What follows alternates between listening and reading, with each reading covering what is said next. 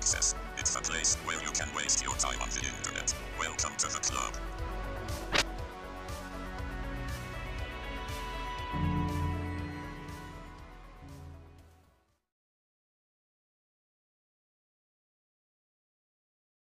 We present a system for creating lifelike gaze interactions between people and an animatronic character.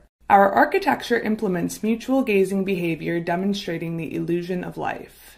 We use a subsumption architecture to allow us to layer simple motor movements such as breathing, blinking, and saccades to create increasingly complex and lifelike behaviors.